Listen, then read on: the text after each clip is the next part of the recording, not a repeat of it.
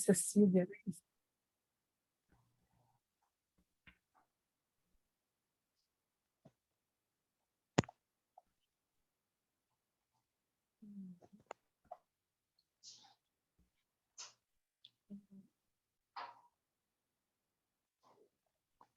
Olá, Suzana. Oi, oi. Ei, Oi, Alexandre. Alexandre. Alexandre ali, Oi, ó. querido. Lúcia. Tudo E bem, aí, a seu Lúcia nome? Olha o que Cília. vai fazer. A República Mineira está aqui em seu nome. Muito Pois é, cuidado. Tá tá em vendo? peso, hein? Pessoal corporativo aí. Eu chamei o Alberto Bresciani, mas eu não sei se ele viu. O Alberto está desligado até de WhatsApp. Então, eu até pensei se ele viria mesmo. Aí a nossa divulgação, viu, gente? De cursos e eventos.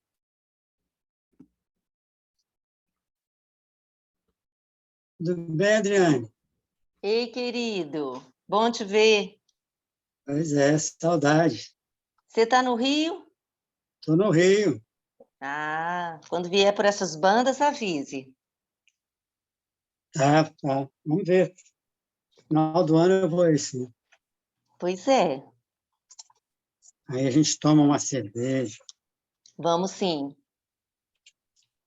se possível, para celebrar o 2 de outubro. Vamos ver, né? Se a gente Ai, consegue se ver livre desse pesadelo rápido. Quer dizer, Isso. rápido já não o é mais, vento te né? Tarde arrasta. demais para ser rápido.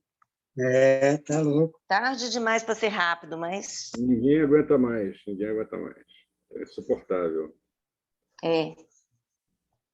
Verdade. Gente, eu não vou poder ficar o tempo todo, porque eu estou numa função de avô. Eu tenho que Avô buscar os é? cachorros da minha filha, que estão na Ah, bom creche. demais, hein? Vai ser Avô. bom demais. Alvo. É, aham. Ao. E depois vou para o lançamento Lançamento de quem, Alexandre? do Carlos Eduardo, Hum. não sei o nome. É cria da estação aí também. Vem cá, o Carlos Eduardo está lançando o livro hoje?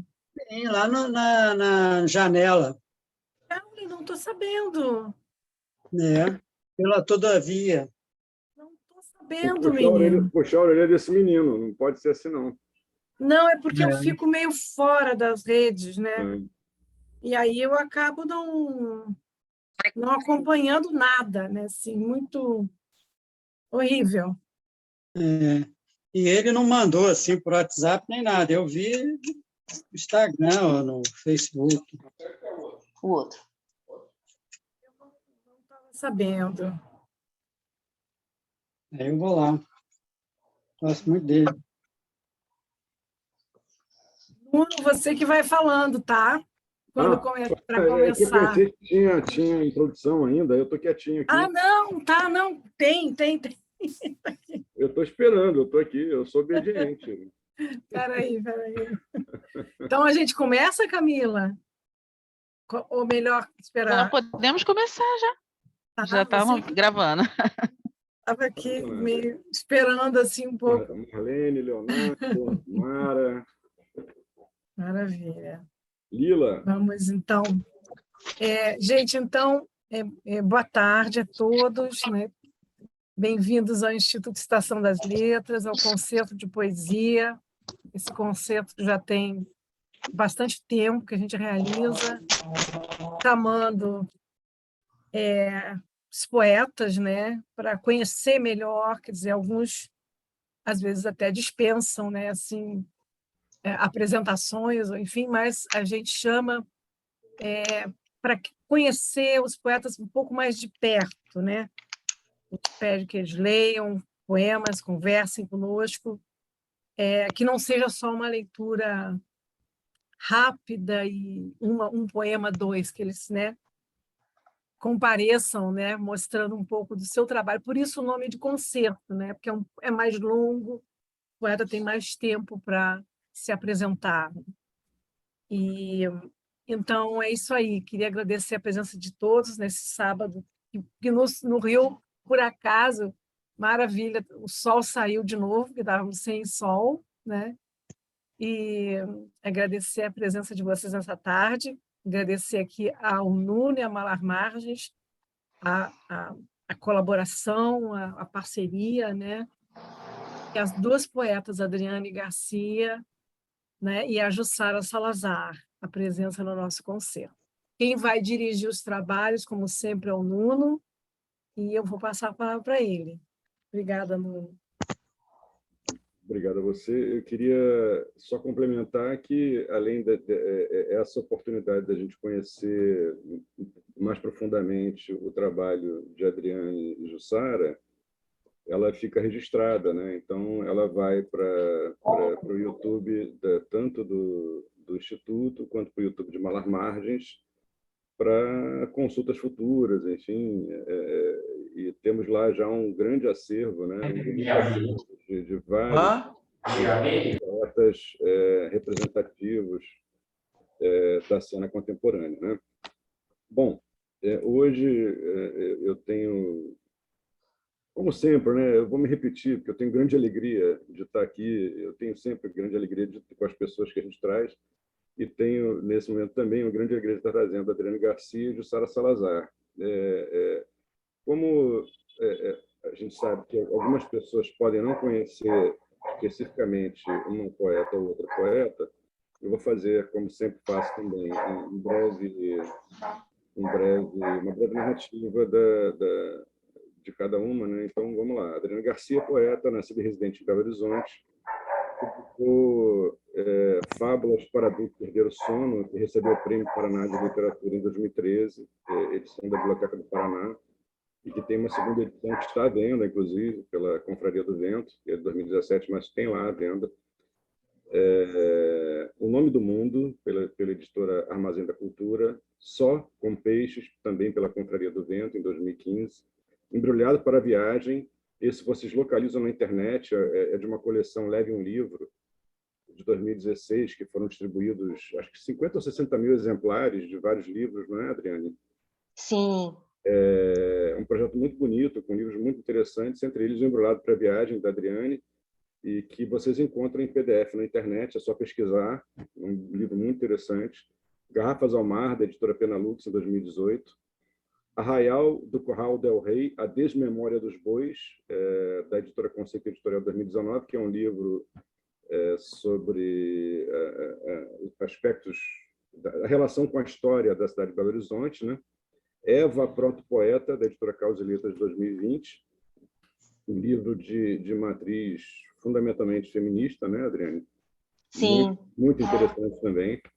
E estive no Fim do Mundo e me lembrei de você, selo altamente recomendável, adorei o nome desse selo, da editora Peirópolis, 2021. Ela participa de várias antologias, tem poemas traduzidos para inglês, francês, espanhol, em diversas revistas e coletâneas do exterior. Em 2017, ela foi co-curadora da FLI BH, juntamente com Francisco de Moraes Mendes. Em 2021, foi co-curadora da FLIR BH Luanda, com Caio Carmona. Bom, Jussara Salazar, também com grande alegria de você estar aqui, Jussara. É escritora e artista visual, publicou Escritos na Casa de Alice, em 1999, Baobá, poema de Letícia Volpe, em 2002, Natália, de 2004, Corauris Sonoros, em Buenos Aires, no ano de 2008, Carpideiras, em 2011, com a Bolsa Funarte, ficando entre os finalistas do Prêmio Portugal Telecom, na edição 2012, O Gato de Porcelana, O Peixe de Cera e as Coníferas, em 2014, FIA 2016, que tem a ver com as fiandeiras, não é, Jussara? Sim. Esse livro, eu confesso que eu vou adquiri-lo agora, porque eu estou muito curioso por esse livro já há muito tempo e vou suprir essa falha agora. Corpo de Peixe em Arabesco, em 2019. O Dia em que fui Santa Joana dos Matadouros, Prêmio Hermílio Borba Filho, em 2020, e finalista do Prêmio Jabuti. E Bugra, em 2021. Tem sua obra publicada em diversas revistas traduzidas para inglês, francês, espanhol e alemão. é doutor em Comunicação e Semiótica pela PUC São Paulo e mestre em Estudos Literários pela Universidade Federal do Paraná. Bom, essas são as duas poetas interessantíssimas que nós temos aqui. E eu queria começar a conversa, a nossa conversa assim, é uma conversa bastante direta, a gente vamos atravessar questões que perpassam a poesia de vocês. E, aliás, existe uma forte interação entre a escrita de vocês duas, é muito bom ter vocês duas aqui juntas, porque alguns temas algumas questões são comuns, são questões contemporâneas muito pungentes, né? E eu queria começar fazendo uma pergunta para as duas. Como é que vocês começaram a se relacionar com a poesia? Como é que se deu esse primeiro vínculo com a poesia para vocês? E, ao fim de cada resposta, que vocês leiam 3 poemas cada uma. Pode começar, Adriane, por ordem alfabética. Então tá jóia. Bom, essa minha relação com a poesia se dá muito cedo, porque na minha alfabetização, assim que eu vou para a biblioteca escolar, um dos primeiros livros que eu vou conhecer na vida é de poesia, que é da Cecília Meirelles, Ou Isto ou Aquilo. E eu fiquei muito encantada com a poesia, com o poema. Eu acho que, para mim, criança, foi muito fácil ler aqueles poemas. Tudo colaborava ali para que eu gostasse do poema. Esse livro, Ou Isto ou Aquilo, é extremamente lúdico, né? E a coisa do verso ser curtinho, e a coisa da Cecília ter muito ritmo, né? De tudo dela ser tão musical. Então, assim, nossa, eu me apaixonei por aquela forma de escrita. E, a partir de então, na minha sequência de leituras na escola, eu sempre frequentei biblioteca escolar, eu sempre procurei a poesia, porque eu aprendi ali no livro de Cecília que poesia era uma coisa muito boa. Então, não houve para mim essa coisa de ter que me acostumar com a poesia ou de alguém ter que me convencer que a poesia era boa. A poesia caiu na minha mão, assim, no acaso de uma mesa cheia de livro, e eu me encantei por essa linguagem. E, a partir dali, eu lia, né, os livros ali que ficavam disponíveis para as crianças da minha idade, e sempre procurava poesia. E, quando eu comecei a escrever as minhas coisas, eu comecei a escrever muito cedo, sem nenhum desejo de publicar, sem nada a ver com o que era ser escritora, nada disso. Eu escrevia como uma necessidade mesmo, de me expressar. E, ao me expressar, eu acabei me expressando em versos, acho que de tanto ler, né? De ver que, naquela forma, os outros se expressavam, aquilo caía em mim como a expressão do outro, e eu me expressava daquela forma também.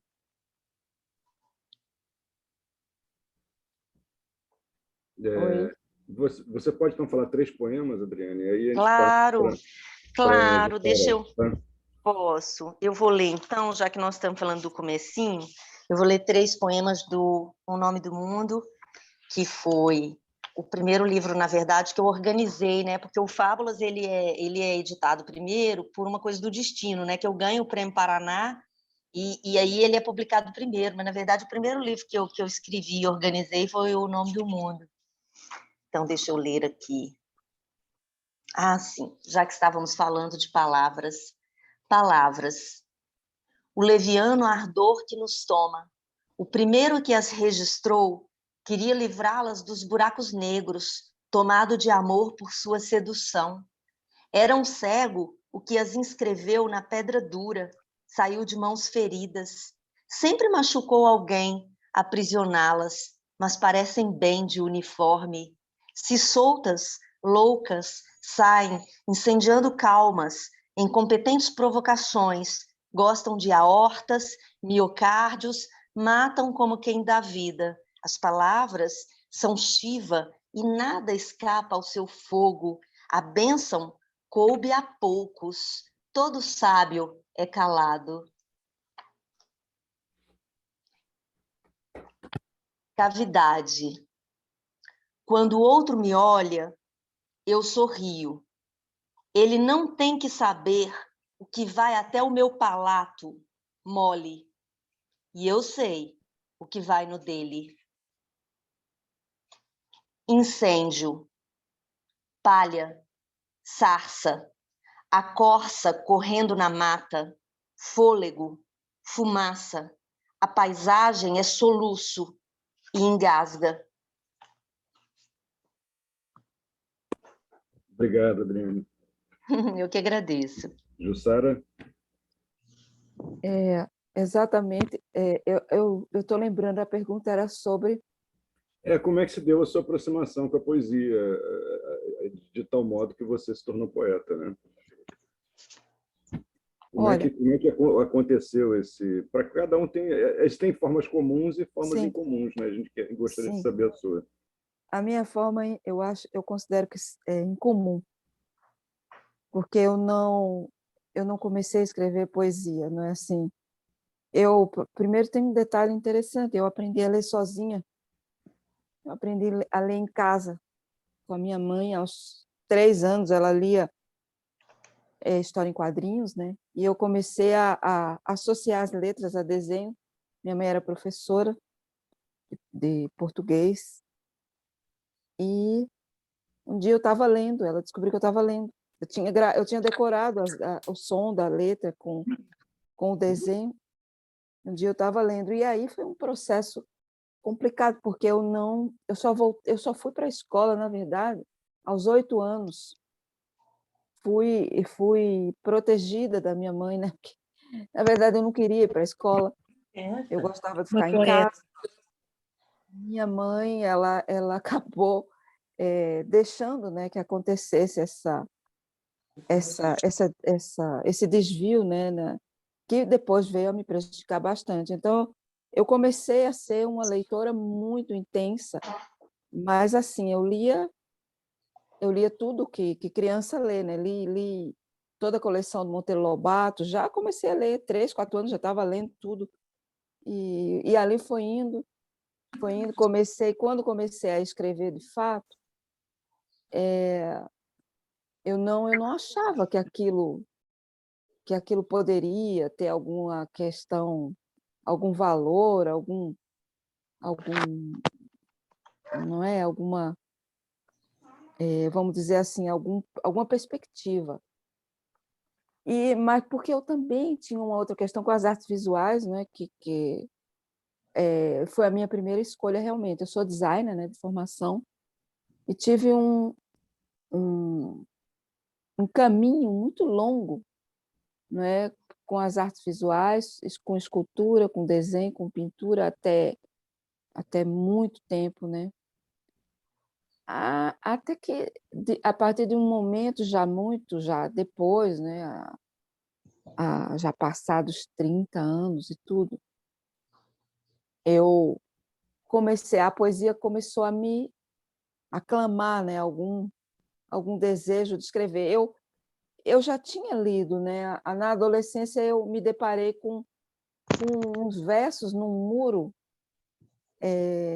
lá em Recife, né? Na época eu morava em Recife, e eu fiquei muito, muito perturbada, né? Com aqueles versos, e depois eu descobri que aquilo era Fernando Pessoa. Era Fernando Pessoa. Eu fui pesquisando. Eu procurei, na época em Recife havia uma livraria chamada Livro 7, de um livreiro famoso que infelizmente agora, o Tarcísio, faleceu na pandemia. E eu fui até lá, a livraria, a gente ia, né, passava a livraria no centro. Eu fui até, o que é isso aqui, né? Eu fui pesquisando, na época não tinha Google, né? E me disseram, isso é Fernando Pessoa. O Eu Profundo era o poema Tabacaria, do Fernando Pessoa. E eu li aquilo, comprei o livro, né, o Eu Profundo e os Outros Eus, e aquilo foi um momento fundante para mim, mas demorou muito tempo para que eu me entendesse com essa história de poesia, porque ao tempo que eu me identificava muito com aquela linguagem um pouco avessa, né, um pouco estranha, né, um pouco contra a linguagem, eu já tinha outras ocupações, né, com as artes plásticas, com as artes visuais, com o meu interesse pelo design. Então,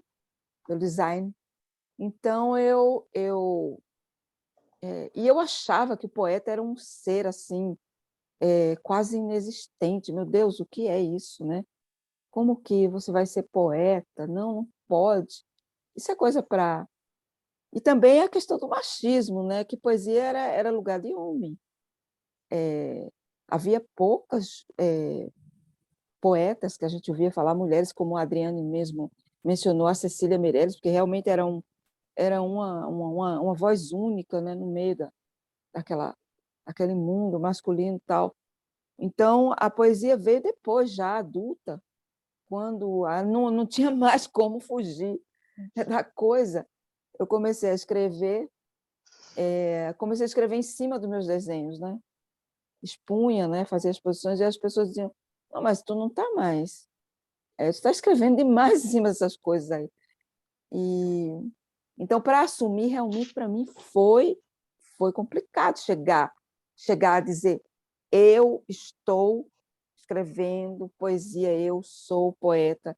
Inclusive, nessa época, tinha um trabalho meu, né? Um trabalho já na psicanálise, e precisou de muito empurrão de um psicanalista para que eu assumisse essa história, né, de que eu queria mostrar aquelas coisas para as pessoas, aquilo que eu escrevia. E então realmente não foi um caminho muito fácil, muito tranquilo, não foi nunca assumidamente assim, eu quero ser poeta, né? A poesia invadiu a minha vida, me Jussara, possuiu. Assim. Engraçado, deixa eu só comentar um Não, negócio. Engraçado que é você isso. começou dizendo que era comum.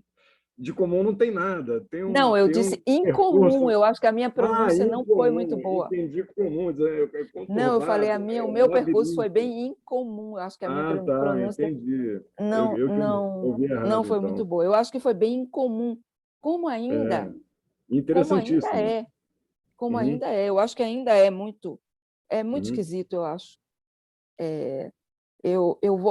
Hoje eu tenho a poesia na minha vida como uma necessidade total.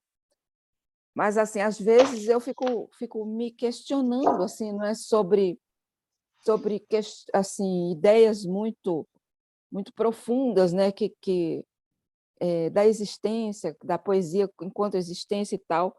Até acho Uhum. bem mágico assim, né, o fato de que eu penso coisas que ficam lá na minha cabeça e depois elas viram essas coisas que são poemas, e elas saem com uma dicção bem parecida umas com as outras, né?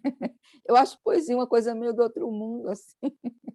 Mas uma coisa que eu não sei se vocês pensam assim, eu acho que o lugar de poeta é esse incômodo, né? A gente vê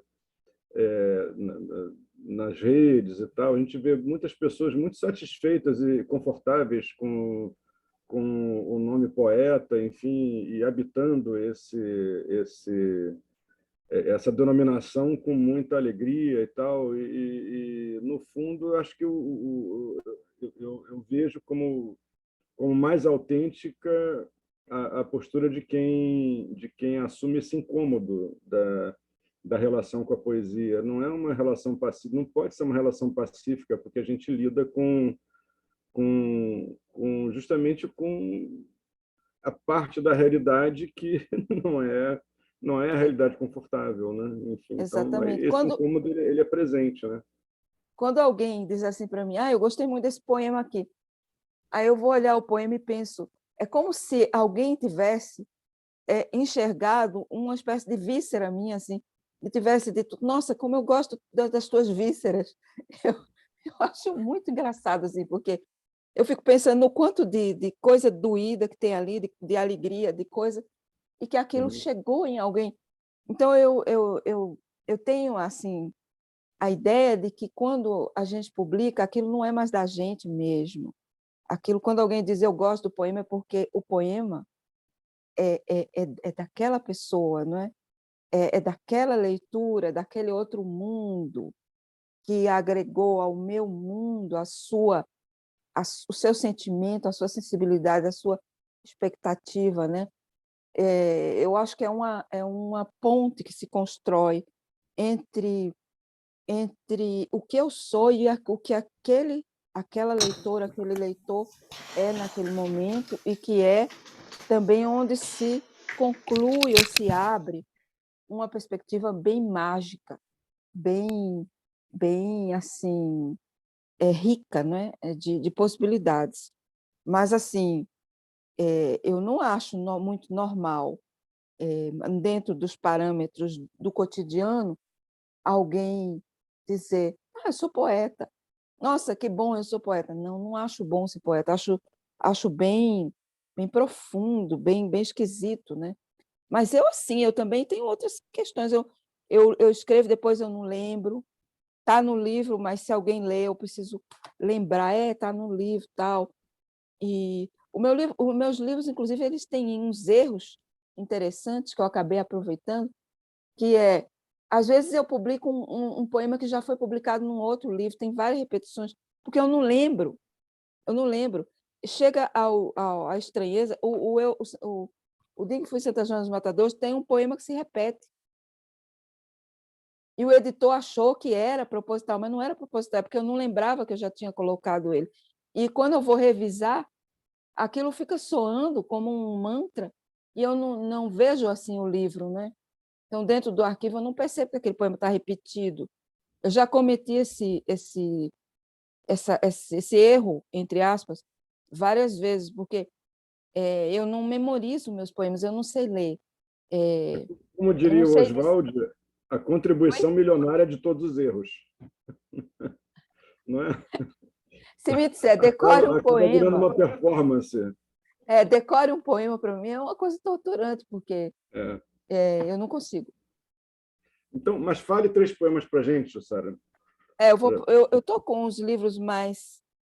Uhum. Algumas coisas assim, eu não sou tão organizada como a Adriane, né? Então, eu vou ler eu vou começar com um pequeno poema aqui do Dia que Fui Santa Joana dos Matadores, que está aqui na minha frente, que é do Maria Degolada, né? Que chama-se Responso Mudo, que é um poema final, né? Que fala da degolação da Maria Bueno, né? Calarás, não dirás que. Calarás, não dirás que.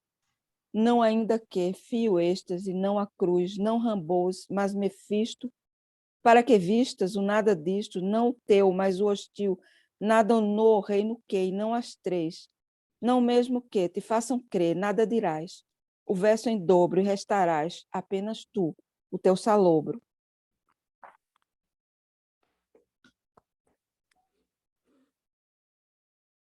A morte da vaca, isso é do Fia. Sob a geografia santa deste mapa, urdido entre espinhos e azuis, te arvoras, ruminando a terra, lavorando o pasto. A asa negra ronda, paciente, aguarda teu manto malhado tombar sob o sol. Por isto foge de que teu desterro já foi anunciado na secura do céu. E aí, eu vou ler um curtinho, porque esse aqui eu vou deixar para depois.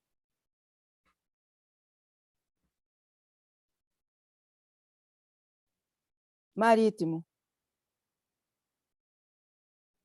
O que não navego, o meu sonho ideal, o meu corpo navega à deriva, como uma folha ou qualquer coisa que se vai, papel ao vento. Os prédios me olham em silêncio. Esse é do Corpo de Peixe em Arabesco.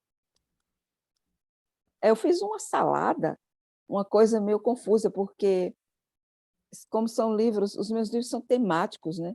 Então, eu misturei vários temas aqui. O tema da morte da vaca, né? Que é um livro feito no sertão. Na época que eu fiz o projeto Tufia, havia uma grande seca. E no caminho onde eu ia para o sertão, eu via muitos urubus cercando os bois e as vacas, esperando que eles caiam, né? O urubu, quando ele encosta na vaca, no chão, ele fica olhando, porque ele sabe que ela vai cair. Aquilo me dava uma tristeza imensa, presenciar aquela espécie de velório, né, daquele animal por falta de água. É isso. Mas Você vê o que meus caos poemas não são muito alegres, né? o caos a poesia não precisa ser alegre. E o caos é sempre criativo. Você já fez uma confusão aqui, mas esse caos ele sempre Eu sou traz a caótica. criação, né? Gente, eu queria perguntar a vocês sobre como é que vocês estão vendo hoje Como é que é a visão de vocês sobre essa mudança mais do que necessária, essa tomada de protagonismo das poetas mulheres, né, que têm produzido livros cada vez, né, são sempre uma produziram, mas assim, aparecendo agora, né, ou seja, é possível que apareçam, ou seja, como você mesmo disse, Jussara, poeta poesia era um negócio de homem, né, muitos anos atrás, né, e aí isso foi, né, saudavelmente modificando. Ainda não estamos numa situação ideal, estamos longe disso, né? Enfim, mas ocorreram mudanças. Queria perguntar como é que vocês estão vendo esse cenário e como é que a poesia de vocês se coloca nesse contexto. Adriane. Vamos lá. Bom, primeiro, eu acho muito interessante e notável essa produção feita por mulheres, não só na poesia, mas em todos os gêneros literários. Há um boom de mulheres escrevendo, mulheres publicando. A primeira coisa, né, que a gente sempre tem que pensar é que isso não acontece só graças à nossa vontade de agora fazer isso, né? Isso acontece porque muitas mulheres de eras passadas, durante todo o tempo histórico, lutam para escrever. Isso sempre me emociona. Apanham para poder escrever, para poder ler, e morrem para poder fazer esse exercício.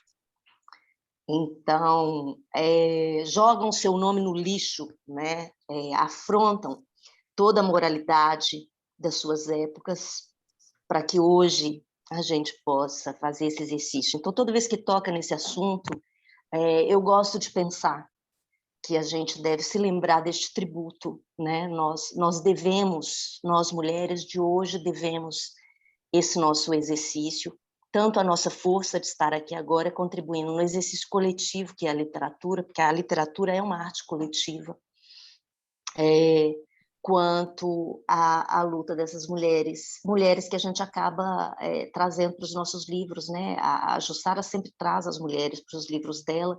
Aliás, é uma coisa que tem muito em comum a minha obra com a da Jussara. Eu vejo muitos pontos, né, de contato da nossa poesia, isso dela fazer livros temáticos, eu também faço livros temáticos, isso da gente, de alguma forma, sempre trazer a ancestralidade das mulheres para os livros, isso da gente fazer um exercício em poesia que é muito tradicional na ficção, que é ver o entorno, ver uma cena, ver uma problemática social e pensar, eu posso contar isso em poesia. Então, eu vejo muitos pontos de contato. É notável esse tempo, né, em que a gente está tendo esta profusão de escritoras escrevendo e publicando. Acho que muito disso se deve também a uma maior democratização dos meios de produção do livro, as pequenas editoras, né, acho que tem a ver também com esse fato, né, porque enquanto a gente dependia de mandar o livro, né, pelo correio, os originais, para que as 5, 6 grandes editoras e médias do país nos retornassem dizendo vamos publicar o seu livro, simplesmente não acontecia, né? A professora Regina Dal Castanho, da Universidade de Brasília, tem um estudo em que ela aponta claramente com os números o que foi feito por essas editoras nos últimos 30 anos, né? Então, a hegemonia é do homem branco, hétero, classe média, São Paulo e Rio de Janeiro, né? Então, há uma mudança notável nesses tempos.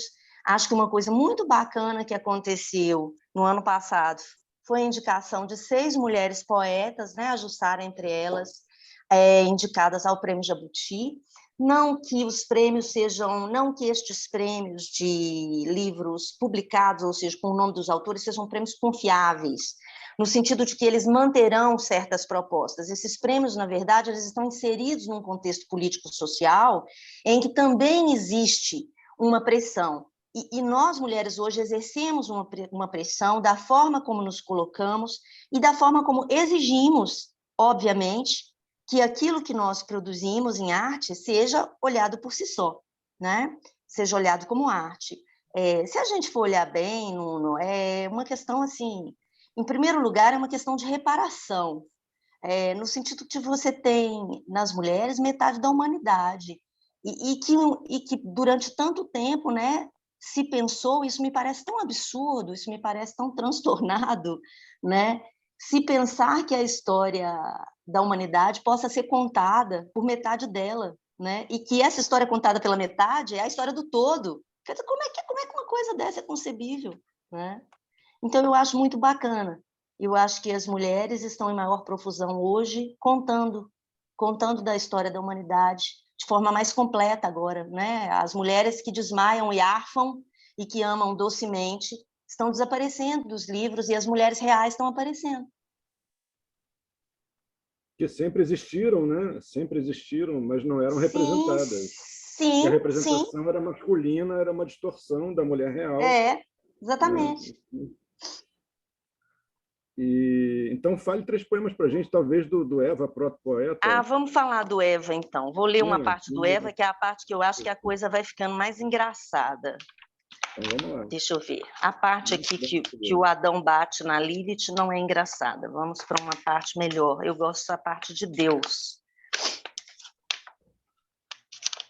Vamos ver.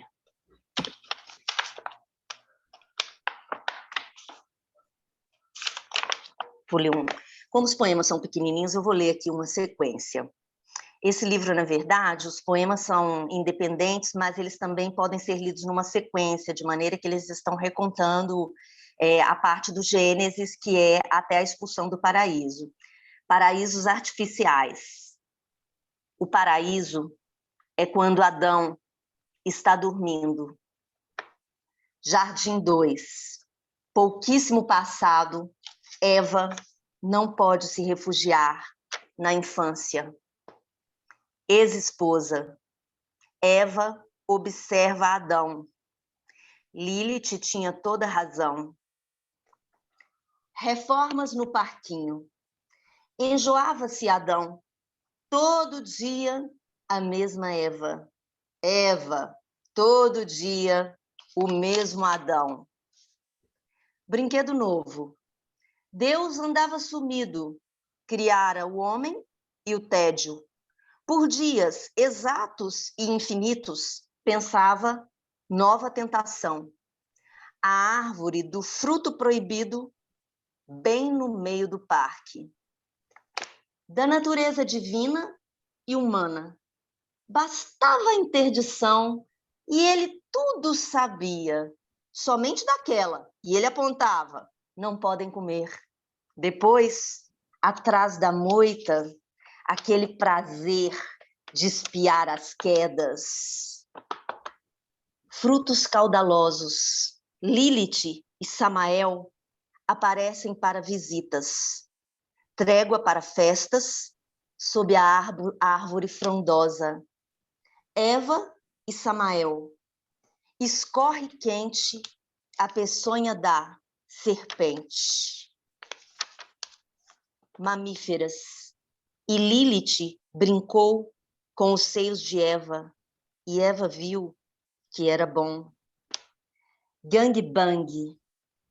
A imagem e semelhança, secretamente, Deus assiste. Aliviado. Mal resolvido. Adão tocara em Lilith, Adão tocara em Eva, disfarçava em cólera o desejo eriçado por Samael. Perguntar não ofende 2. E chamou o Senhor Deus a Adão e disse-lhe: onde estás? Quem te mostrou que estavas nu? Comeste tu da árvore que te ordenei que não comesses? Por que fizestes isso? Deus inventou tudo, inclusive a pergunta retórica. Muito bom. Muito bom. Obrigado, Adriane. Nada. Então, Jussara, como é que você vê essa questão que nós colocamos sobre a relação da mulher com a escrita e a relação política da mulher com o universo literário? Olha, eu acho assim que, de certo modo, quando eu comecei a escrever, e comecei a escrever tarde, quer dizer, não faz muito tempo, né, que eu estou escrevendo, mas o ambiente era masculino. Estou falando do quê? 90, não. Meu primeiro livro foi publicado em 99, 2000, né? 2000, exatamente há 22 anos atrás. Pode-se dizer que eu sei quais são as poetas que estavam ali, não é? Eu sei quais são as 3 ou 4 poetas que estavam ali lutando. Então, havia até um sentimento meio exótico, não é? Nós éramos como assim, aquelas pessoas exóticas que estavam ali, que, nossa, surgiram, né? Assim, essas coisas exóticas que pularam aqui e ali, e bem como a Adriane mencionou, muito no eixo, um eixo sul, né? Rio-São Paulo, que não abrangia necessariamente, eu não sou do Paraná, mas eu já morava no Paraná, né? Quando comecei a escrever. Então, poeta do Nordeste, nem pensar, né? Nem vinda, morando no Nordeste, tal, nem pensar. E aquilo era engraçado, né? Porque era muito solitário e tinha uma demanda muito grande, né? De uma curiosidade muito grande, eu diria, dos poetas, né? De surgirem poetas mulheres. Então, isso foi vindo, né? Tanto que eu respondia muitas entrevistas na época que vinham de... Eu lembro uma vez que o Carpinejar me entrevistou e ele perguntava assim: como que você se sente no meio desse universo masculino? Então, sempre era um pouco cansativo isso, né? De como você se sente no mundo masculino, isso aqui.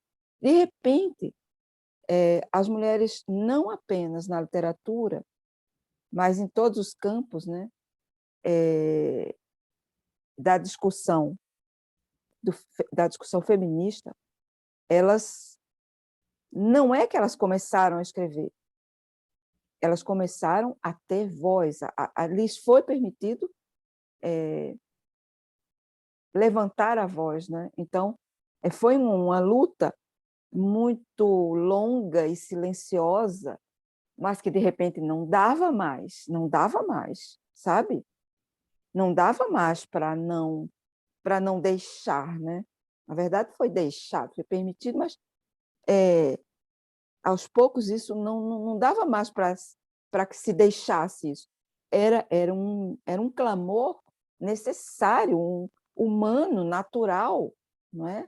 Que a mulher escrevesse e que seus escritos fossem não permitidos, mas que fizessem parte de um mundo absolutamente natural. O que não dizer hoje, a gente já discute, por exemplo, a escrita da mulher negra. Porque imagine, se a escrita da mulher branca já foi essa tortura, né? Você imagina a mulher negra escrevendo, não, a mulher indígena, isso era impossível, não, só a mulher negra. Não é... A mulher trans. Mulher trans, eu ia chegar lá.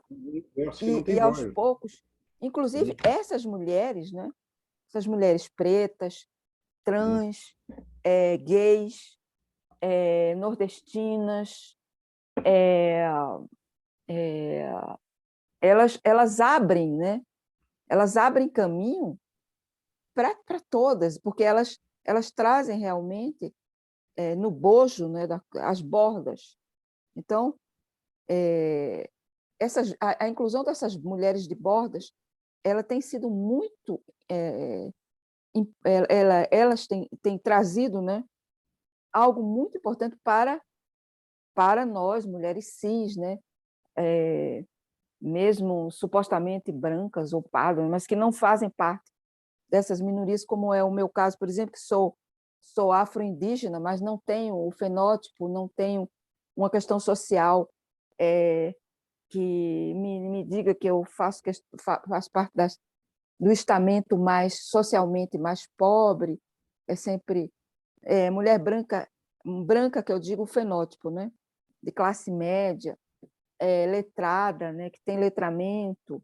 Eu não me encaixo nas prerrogativas das mulheres de minorias, né? Mas meu pai é preto, tenho uma bisavó indígena, meu pai é neto de indígena, e então, mas isso era impossível. Se eu dissesse isso, ninguém ia nem escutar, né? Como o Bugra, talvez, esse livro que eu fiz agora, é um pouco o resgate desse lugar, não é? Esse lugar que nos é permitido e que é muito mais fácil se colocar no lugar da mulher que escreve supostamente não trans, não gay, não preta, porque você passa batido ali. Ninguém vai te perturbar, ninguém vai te colocar em nenhuma caixinha disso, daquilo outro. Então, é um processo ainda em progress, é um processo em andamento. Eu não diria que nós chegamos a lugar nenhum. Nós simplesmente conseguimos o básico do básico do básico, não é? Assim, eu não celebro ainda nada. Talvez em vida eu não vá celebrar ainda, porque exatamente o fato da gente estar discutindo isso aqui já pressupõe que as coisas não estão andando naturalmente, não é? Exatamente. Essa questão em si já é uma questão a ser pensada, como por que eu estou respondendo isso? É porque alguma coisa não vai bem. Eu tenho um livro aqui que chama-se Inanna, Antes da Poesia Ser Palavra, Era Mulher, que é uma tradução do Adriano Scandolara, do Guilherme Gontijo Flores, sobre essa mulher que viveu há 4.000 anos atrás na Mesopotâmia. Foi traduzida numa tradução poética do Guilherme. Eneduana, né? Inanna. Então, ela foi a primeira poeta mulher da história, não apenas a primeira poeta mulher da história, mas a primeira pessoa de qualquer gênero que escreveu e assinou o que chamamos de literatura. A exaltação de Inanna, isso aqui. Então, assim, se é para falar de mulher escrevendo, a gente vai achar nos primórdios, vai achar em tudo que é parte. Agora, mulher sendo admitida num universo social, editorial, cultural, não é midiático, não é possível. Aí é um acontecimento recente, é uma celebração recente, e que vem sendo cada dia mais, não é, possível para nós. Mas eu ainda tenho vários pezinhos atrás, né, com essa questão, porque se a gente está publicando também, não nos é permitido também tanta coisa assim, não. Isso a gente percebe nas escolhas,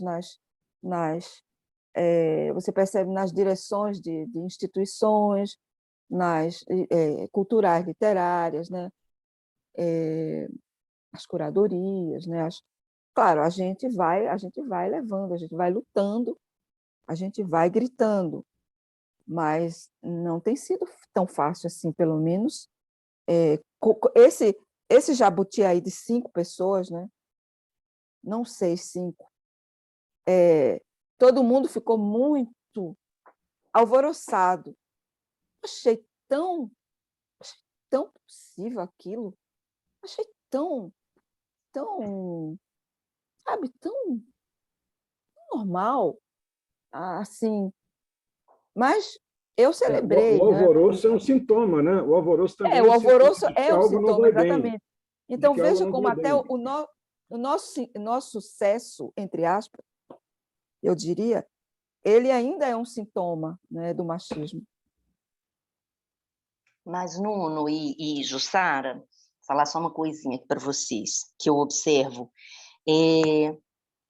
Eu vejo muito essa época, sendo otimista, como uma época que chama tanta atenção, porque, para mim, essa é a época da questão do gênero, sabe? Eu noto que, se em outras épocas houve revoluções, isso, revolução, aquilo, essa me parece a época da revolução do gênero. E eu acho que chama tanto atenção justamente porque agora estão acontecendo coisas que antes não aconteciam em tamanha profusão. Então, a gente nota, pô, diferente, olha o que aconteceu aqui, assim, claro que significa que a coisa não está estruturada, claro que significa que exatamente por chamar tanta atenção, por a gente estar falando disso agora, significa que isso não está estabilizado, mas eu acho muito interessante notar isso, como usou a palavra o Nuno, né? Como sintoma de uma época que está mudando algumas coisas. Assim, eu sou mãe de jovens, né, adolescentes, e eu noto assim como que as grandes questões estão passando pelo gênero, por uma maior liberdade com relação às identidades, sabe? Veja, Adriane, eu não quis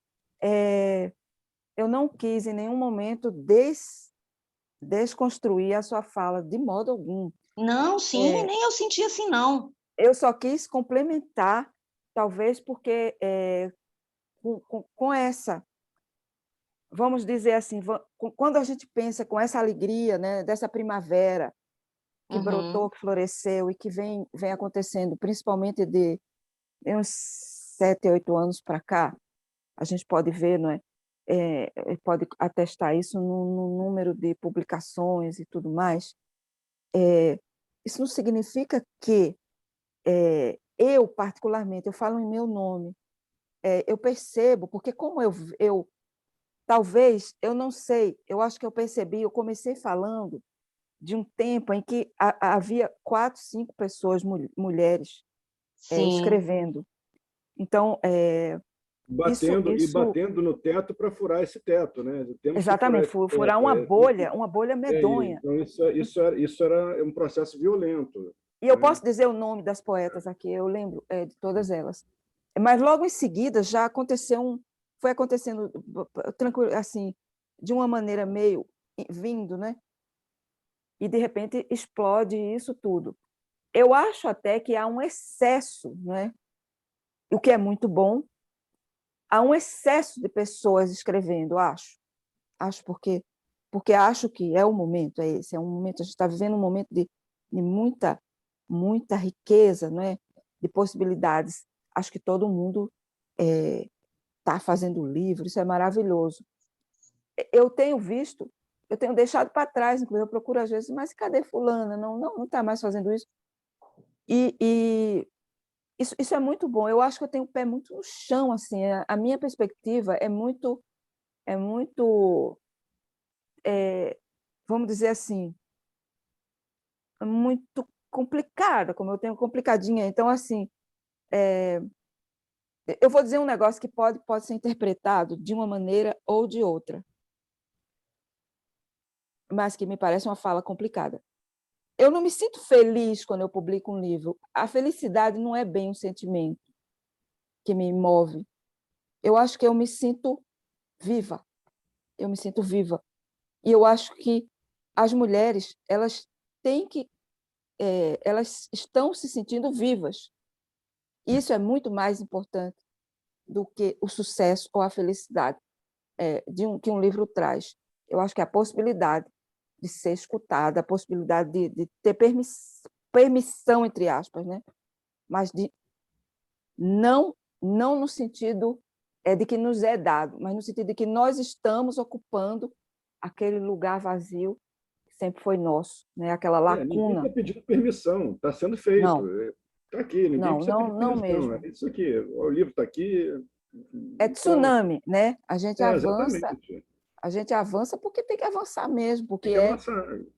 Exatamente, e ninguém permitiu, não, ninguém deixou. Como eu vou afirmar de novo aqui, continua não sendo permitido. Parece que está sendo permitido. Parece, sabe? É bobagem achar que o mundo está nos recebendo. Não, nós estamos avançando com nossos tratores literários em cima e avançando nos nossos terrenos que foram fechados, né? As porteiras foram fechadas. E foram fechadas pelo mercado literário, pelo mercado cultural, pelas curadorias, pela própria atividade, né? Que as mulheres... os campos de atuação, né? Então, estamos avançando. Por isso que eu falei das lutas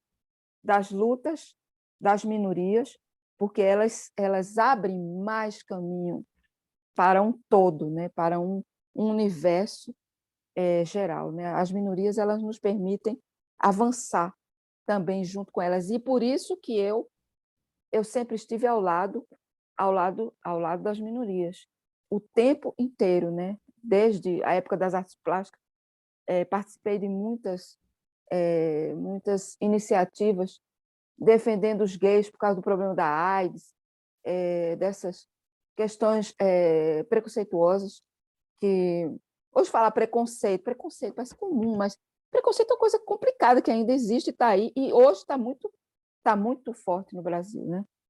Agora, Jussara, você poderia... Então, fala 3 poemas que talvez tematizem isso para a gente, então, contextualizar com poesia, né?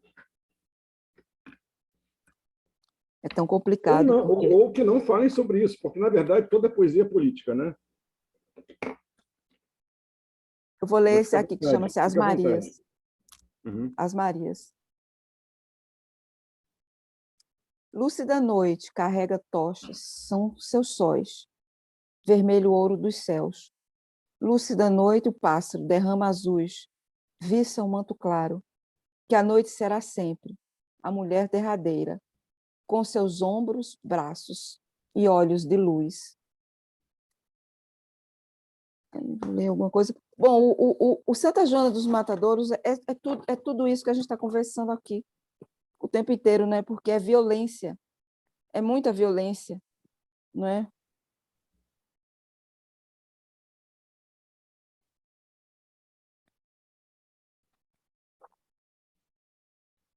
Cara, eu não sei o que ler, porque eu vou ler do Fia mesmo. Fica à Fia ao vontade. revés, da nascente do Capibaribe. Oi? Fica à vontade, o que você, dentro da sua lógica, quiser falar. Esse livro aqui que foi feito a muitas mãos, né? A muitas mãos de mulheres, né? Fia esta cantiga, desfia depois, tecer e trançar. Fia esta cantiga no tear, em silêncio, como as tuas tias. Teu pai foi para a roça, vestido de noivo, e nunca voltou. Fia esta cantiga, como tua mãe um dia, sem alarde, desatou, e teceu, um coração escarlate, no peito de Jesus. Fia esta cantiga. E se vires a vida, fia bem depressa, fia esta cantiga para passar. Tem um outro aqui que eu queria ler. Esse poema é maravilhoso. Esse aqui, eu acho que é bem malvado. Malvado no sentido de que nos fazem malvadezas, né? Nós somos boazinhas, nós agora fazem cada malvadeza com a gente, né? Fábula A Nossa Senhora dos Fios. Risquei um vestido com a cor das flores do flamboyant, cores do fogo, peixes brancos, folhas longas e um sagrado coração de Maria no peito. Teci e lavei na pia batismal. Era uma vez uma lagarta de 1000 patas que o roeu. Quer dizer, das lindezas, a gente está sempre com uma malvadeza no nosso pé, né? Essa coisa... O último poema aqui, o poema que fecha o Fia. 17 novelos brancos, nas mãos são serpentes, que a vara de mulheres desfia, sorvendo, tragando, fumo na cozinha. Nossa Senhora do Gravatá dos Gomes, dai-nos o ponto nosso de cada dia. Gravatá dos Gomes é o lugar onde eu, lá no sertão, onde eu convivi com essas mulheres, né, durante 2 anos, para que o Fia fosse escrito, sei lá como, né? Mas é isso. Eu sempre gosto de trazê-las, né? Trazê-las à luz, porque elas são parte desse livro na escrita mesmo, eu acho. Essa frase dai-nos o, né, o ponto nosso de cada dia. Isso foi a Cláudia, foi uma moça da renda que me falou, era muito, muito católica, muito religiosa. Elas são, né? Todas têm. Que coisa bonita, né? É verdade. Então, Coisa assim, bonita. é isso, Nuno. Tem Bom, uma pergunta então... aqui. Oi? Quer falar, Não, eu Cecília? vi que tem uma pergunta que o Leonardo fez, muito interessante. Por favor. Então, cadê? Eu acho que eu te cortei aí, né? Você ia para uma outra parte ou já ia abrir para o pessoal falar? Eu queria só mais antes da Faz gente ir. primeiro a tua e vamos Tá entrar legal. depois. Eu queria falar sobre o processo de escrita do poema, assim, a materialidade do poema, assim. Como é para vocês esse processo? Ele é porque aqui todo mundo aqui é poeta, então o nosso público é de poetas e a maior parte do público que vai assistir, mesmo depois do que vai quando estiver no YouTube, é de poetas, né, gente, ou de pretendentes a poetas, né, e pessoas que estão ainda no caminho. Enfim, e a gente sempre tem muita curiosidade. Eu falo assim por mim e por algumas pessoas que eu converso, várias. Todo mundo tem sempre curiosidade. Eu leio muitas entrevistas e fico sempre curioso pelo processo de escrita de cada um. Tem pessoas que têm um processo mais ou menos estruturado, unívoco, assim. Tem pessoas que têm vários processos aleatórios e mesclam isso na sua escrita. Então, eu queria saber de vocês como é que é isso. Antes disso, eu só queria pontuar um negócio aqui que eu acho, em função da fala de vocês, que eu achei as falas de vocês incríveis aqui, sobre essa última pergunta, não só, mas estou me referindo a ela. A gente aqui no Concerto, a gente tem uma política que é justamente essa diversidade. Não que a gente tenha que fazer força para isso, não, porque a cena já nos faculta essa diversidade. A gente não tem que ficar fazendo força. A gente olha a cena, bom, vamos aqui, e se todo mundo observar, na linha de concertos que estão publicados, existe um equilíbrio muito grande entre as diversas realidades, entre homens, mulheres, brancos, negros, indígenas. Ainda não trouxemos por uma circunstância, mas vamos trazer poetas trans, mas assim, porque tem uma lógica mesmo nossa de convite e que contempla essa diversidade da produção contemporânea, né? Já que esse é o nosso objetivo, né? Bom, mas então falem aí do processo, por favor, e falem 3 poemas. Adriane. Maravilha. Esse processo, falar do outro processo agora, que é o das curadorias. Esse processo, Nuno, que você fez esse adendo, né, das curadorias estarem atentas para essa questão das minorias, ele é importantíssimo. Todos e todas nós que queremos uma sociedade mais justa, e temos um entendimento de que uma sociedade mais justa é aquela em que todos podem participar dessa sociedade, né, podem ser ouvidos, como disse a Jussara, né, a gente quer ser ouvido, um ser humano quer ser ouvido. Nós estamos falando de seres humanos, né? Não estamos falando de mulher, de homem, de preto, de índio, nós estamos falando de ser humano, né? Então, eu acho que, assim, quando a gente está nas curadorias, todos nós, né, que consideramos que um mundo mais justo é um mundo de inclusão, na hora que a gente está nas curadorias, a gente tem que fazer isso, é lá que é o lugar de fazer, né? E como a Jussara disse, as curadorias, elas não estão igualitárias, elas não são feitas de modo igualitário, né? E eu até compreendo essa questão de a Jussara, por exemplo, apontar que não existe uma segurança nesse processo, né? Não existe uma estabilidade, uma segurança, porque o que a gente aprendeu com a história da humanidade é que a situação, principalmente da mulher, ela sempre pode retornar ao ponto zero. Tanto que basta ter uma guerra e a gente vira despojo. Basta ter uma guerra, a gente sabe o que acontece. Então, assim, as minorias têm que estar o tempo todo estressadas em vigiar o pouco que alcançam, porque tudo pode retornar ao ponto zero, né? Então, assim, as curadorias... As ucranianas são fáceis porque são pobres. Exato, mas é exatamente, né? Exatamente. Então, assim...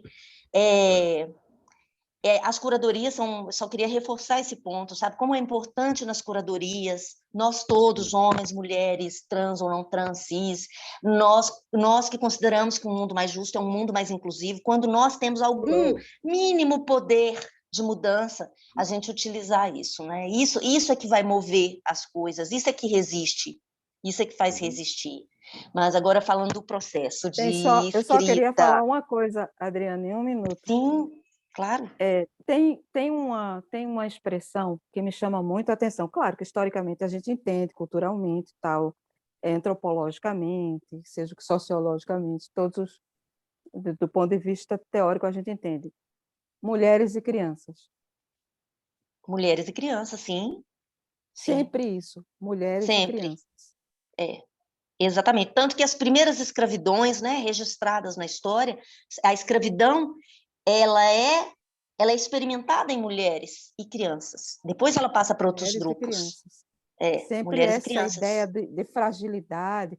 Exato. Claro que aí tem a questão, não, é a gentileza, é o tal. Mas por trás disso tem uma perversidade. Total. E uma irresponsabilidade, que é não dar à mulher e à criança, não é? Sim, a proteção.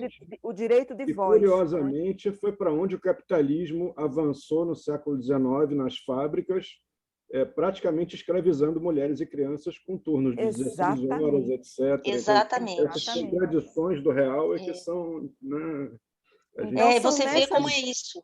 Isso é um disfarce, não é? Isso é um disfarce para... É uma coisa que havia antigamente chamado cavalheirismo, né? Primeiro as damas. Que damas? Quem são essas damas? Que damas, coisa nenhuma. Uma coisa é educação, né? Uma coisa é a educação que deve vir do homem para a mulher, mas não a ideia de que a mulher precisa dessa gentileza, né? Desse amparo, né? Masculino para sobreviver, coitada. Não é por aí. Mas isso gentileza ainda sem direito não serve para nada, né, Jussara? Não, gentileza para... É jogo de cena, é jogo de cena. É jogo de cena, exatamente. Jogo de cena. Exatamente, é teatro. Verdade. Agora, então, vamos me permitir um comentário para finalizar. Nuno, só queria te fazer uma pergunta. Pode, por favor. Eu vejo você e a Adriane. Vocês estão me vendo? Eu estou vendo você. Na tela grande, inclusive. Eu estou vendo você agora na tela grande. Então então eu te vejo na tela grande. É a dinâmica do Zoom. O Zoom tem 3 formas de exibição. Você tem que ver qual delas você prefere aí. Pelo menos 3, eu acho. Mas assim, o papel... Mas essa está ótima para mim. Eu fiquei preocupada, porque como eu sei que vocês vão editar depois, eu disse... Gente, eu não estou Não, você está aparecendo aqui com um quadro de natureza lindo aí no fundo, sua estante do lado de cá. Tá bonito. É uma foto do João, é uma foto do João. Tá tudo bem. É uma foto do João. Linda essa foto. Tem um riacho, né? É de uma ilha aqui do Paraná. Isso é um Guapurubu. Essa árvore foi derrubada. Tristeza. Mas eu só queria deixar registrado aqui também que o papel de um homem branco que chegou à classe média, não era, mas chegou à classe média, né, cis, mas que tem alguma consciência, pode não ter toda, mas que procura selvagemmente ter essa consciência plena de tudo isso, também não é fácil, gente. Eu não lanço livro com alegria, também tem essa contradição toda, é sempre um incômodo, é um pisar, eu fico... Porque o mundo não é do jeito que eu tenho 2 filhas, né, jovens, né, uma com 22, uma com 26, enfim, 27 agora, acompanha mulher, enfim, sogra, amigas, né, que eu admiro e amo, enfim, tudo isso. Então é muito difícil. O mundo Mas eu vou te falar uma coisa, Nuno. Se a gente fizer aquele jogo das 10 questões, em que você coloca 10 questões, você já passou por isso? Você já passou por isso? Quem dá um passo à frente, quem dá o passo à frente, quem dá o passo à frente. Eu garanto que você vai dar 10 passos à frente e eu, Adriano, vou ficar lá atrás. Tenho certeza disso, mas eu quero dizer... Não, eu entendi você. A vida não é fácil. Não ocupa esse lugar com conforto. Esse lugar, eu não ocupo ele com conforto.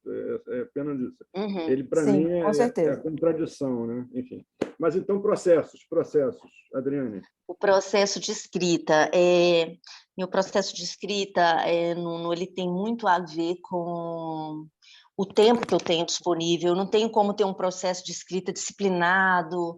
Eu escrevo assim todas as manhãs ou todas as noites, porque esse processo de escrita, inclusive, está muito ligado a eu ser mulher mesmo, né? E a gente ter filho para cuidar, casa para criar. Agora que as minhas filhas estão maiores, mas, por exemplo, na época que elas estavam, né, pequenas, era o tempo que dava. Tenho que trabalhar, ganhar meu pão de cada dia. A gente não ganha a vida como artista nesse país, então, né, minha profissão é outra. E quando eu chego do trabalho, já estou moída, já, né? Pego o transporte público e fico pensando nas milhares de famílias, né, que chegam também do transporte público. Eu ainda tenho a sorte de trabalhar de segunda a sexta, quer dizer, tenho os meus fins de semana, trabalho num horário razoável, mas a maioria das pessoas, né, a grande massa mesmo, sai de casa tá escuro ainda, chega em casa, já está moído. Se for mulher, ainda vai cuidar de um monte de coisa na casa, e como é que você olha teus filhos, né? Como é que você olha a tua família? Então, esse país que adora tanta família, né? Você ouve lá os congressistas, todo mundo pela família, né? Mas não dá a mínima para a família, porque nenhum sistema que faz isso com as famílias liga para as famílias, né? Então, é um grande cisma de uma balela, né? Família, como diria lá como diria aquele personagem, né, do filme O Dadinho, né? Família o caralho. Ninguém tá interessado nisso, não. Então, o tempo de escrever, né? E eu ainda me considero muito privilegiada diante dessas famílias, né? O meu tempo de escrever é o tempo que sobra, o tempo que dá. Já escrevi várias vezes tendo uma ideia dentro do ônibus, escrevi no celular, escrevi em casa quando deu, às vezes um fim de semana mais tranquilo, peguei para escrever. O burilamento dos meus livros mesmo, adensar um livro, pegar o material e organizar, isso eu faço geralmente em férias, algum recesso, né? Que é uma época que você tem que se centrar mais no material, assim, no conjunto. Mas é um processo de escrita muito de aproveitar o tempo que eu tiver. E como os meus livros são temáticos, geralmente eu quero escrever sobre determinado tema, costuma ser um incômodo grande que eu estou sentindo, ou seja, algo que eu quero falar sobre aquilo, e os meus processos de escrita são muito obsessivos nesse sentido do tema. Eu fico obcecada pelo tema, e eu fico escrevendo sobre aquilo, quer dizer, eu não fico escrevendo várias coisas, satélites, enquanto eu estou escrevendo um livro, né? Não, tudo é aquilo. Então, por exemplo, eu estava escrevendo Eva Proto-Poeta, fui ler a Bíblia inteirinha, do começo até o fim, fui pesquisar historicamente sobre quais dessas figuras existiram historicamente, alguma coisa sobre elas, fui estudar sobre lendas e mitos que as envolvem, fui estudar outras concepções daqueles personagens em outras religiões, e aí fui escrever esse livro, e A Bandeja de Salomé, que é o próximo livro que eu devo lançar neste fim de ano. Também acho lançar livro uma coisa esquisitíssima, também não considero que é uma felicidade, acho que é muito mais um exercício. A Jussara falou coisas interessantíssimas nessa nossa conversa aqui. Teve uma hora lá atrás que ela falou que sentia que ser poeta era uma coisa muito esquisita. E é engraçado, porque eu sempre tive também essa impressão, talvez seja uma impressão comum, a impressão de que ser poeta é uma espécie de transtorno, que não é uma coisa normal, não seja ruim necessariamente, mas que não, é uma coisa de transtorno. E hoje eu sei que realmente vem para curar alguma coisa, né? Vem de algo de uma forma de lidar com o mundo, que você precisa desse sintoma, mas eu acabo considerando que ser poeta é um sintoma, é um transtorno. E aí é isso. Eu vou até aproveitar. Eu já falei isso num poema. Eu vou aproveitar. Eu vou aproveitar que no processo, e a gente voltou a esse assunto, e vou ler poemas que eu acho que tem a ver com isso. Estão aqui no Garrafas ao Mar.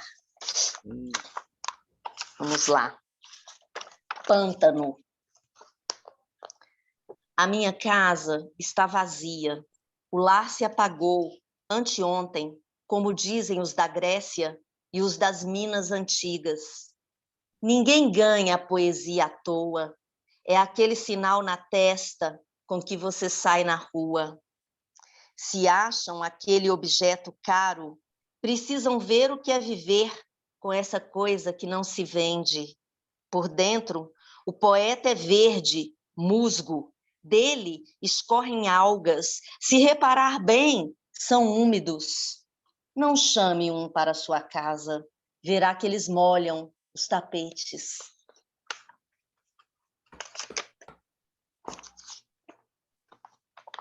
E aqui eu acho que é um poema que fala que esse processo de escrita está muito ligado à fantasia, a poder fantasiar.